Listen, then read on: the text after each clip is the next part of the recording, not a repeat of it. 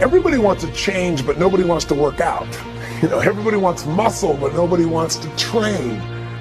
We don't realize that the process of training ourselves, the process of conditioning ourselves actually feels incredible. Once you get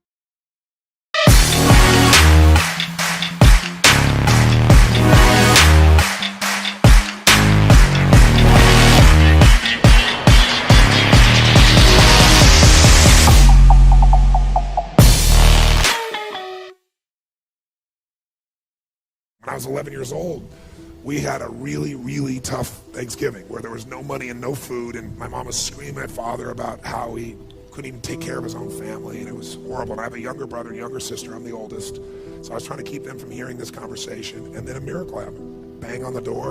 I'm the oldest. They're screaming at him. So I go answer the door. And I answer the door, and standing there is this giant man. It was this little boy. And he's holding this huge box of food. And beside him on the ground was a black pot with an uncooked turkey in it. And he said, "Is your father home?" And I said, "Just one moment." I was like unbelievably euphoric. I thought, this is a gift from God. This is going to change it all. This is going to make my mom and dad happy. It's going to be unbelievable. So I go, my father is screaming at my mother through a closed door to the bedroom door. And I said, Dad, there's a guy at the door. And he goes, "Cool, you answer the door." I said, "I did. He's got to see you." So I kind of teased. I said, "Dad, you got to come." So he said, "Fine." He made one last yell at her, and he walks to the door. And I'm waiting there, just can't wait to see his face. And my dad opens the door, and this man's standing there with this big box of food. And my father did not get happy. He looked at this man, and he raised his voice to him, and he said, "Look, we don't take charity." And then he took the door to slam it in the man's face. But the man was a good-sized man. He put his foot there and smacked his foot and bounced back open. He said, "Sir." He said, "Please take this." And my father said, "We don't take charity." He went to slam it again. And this time the guy put his shoulder against it so he couldn't do it. And then my father's staring at him. It's like these two males starting to get in this intense mode. And one's just trying to give a gift, and I'm freaking. And then the guy said something that I'll never forget. And in moments I wished he hadn't said. But he found a way to force my father. He's holding this thing, and he looked at me, and then he looked at my dad, and he said, "Don't make your family suffer because of your ego." Now my dad's level of energy increased, but he was also trapped.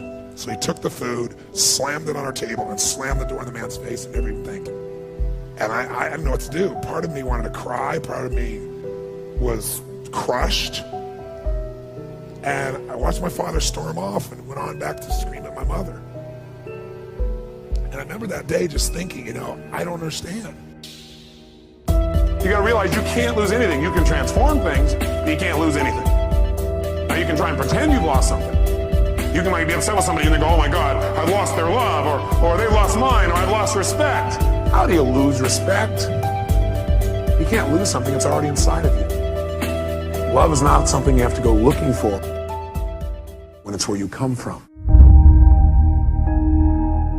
My mom was 5'1", I'm 6'7", give you an idea how she gave birth to me is mind-boggling. She loved the attention. She got partying or dancing, but she would never go to the grocery store. I did that every day of my life. I went on my bicycle to the grocery store, made the meals. She never came out of this room. We lived in a 1,200 square foot house, and my forefathers all lived in the living room at different times. She was a very powerful and intense lady. But, again, I'm not saying this to be positive. It's just really true.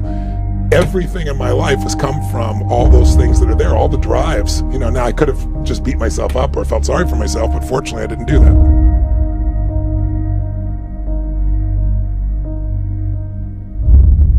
I remember sitting there in my 400 square foot bachelor apartment in Venice, California, all alone and crying. I remember feeling like my life didn't even matter, as if the events of the world were controlling me. I also remember the moment my life changed, the moment I finally said, "I've had it. I know I'm much more than I'm demonstrating, mentally, emotionally, physically. I'm more than what my life is showing right now." I made a decision in that moment which was to alter my life forever. I decided to change virtually every aspect of my life. I decided I would never again settle for less than I could be. Who would have guessed that this decision would bring me to such an incredible moment now? I know I'll never forget the day that really hit me that I was truly living my dream. I was flying my jet helicopter from a business meeting in Los Angeles, traveling to Orange County on the way to one of my seminars. And as I flew over the city of Glendale, California, I suddenly recognized a large building. And I stopped the helicopter and hovered above it. And as I looked down, I realized this is the building that I'd worked in as a janitor a mere 12 years ago. In those days, I've been concerned about whether my 1960 Volkswagen would hang together for the 30-minute trip to work. My life had been focused on how am I going to survive. I felt alone and I felt fearful. But that day, as I hovered there in the sky, I thought, what a difference a decade can make. I did have a dream back then, but at the time it seemed like it would never be realized. Today, though, I've really come to believe that all my past failures, all my frustrations were actually just laying the foundation for the understandings that have created the new level of living I now enjoy. Finally, we reached Irvine, California, and as I began to look below, I was a little disturbed when I saw that the off-ramp to my seminar was jammed with bumper-to-bumper traffic for more than a mile. I thought to myself, boy, I hope, whatever else is going on tonight gets started soon so that the people coming to my seminar can arrive on time. But as I started to descend down to the helipad, I began to see a brand new picture. Thousands of people being held back by security just where I was about to land. Suddenly, I began to grasp the reality. The traffic jam had been caused by people coming to my event. When I walked into the arena from the landing pad, I was surrounded by hundreds of people who wanted to give me a hug or tell me how my work had positively impacted their lives. And as I looked out on the audience, I saw 5,000 smiling, cheering, loving faces. And in that moment, I realized I am living my dream. No matter how bad your life is, the first thing you should do is to help somebody else who's worse off, because it'll put everything in perspective. I don't care how bad it is. You're missing a leg. You've lost your job. The way out of that, strengthen your mind, read, feed your mind, but go help somebody else.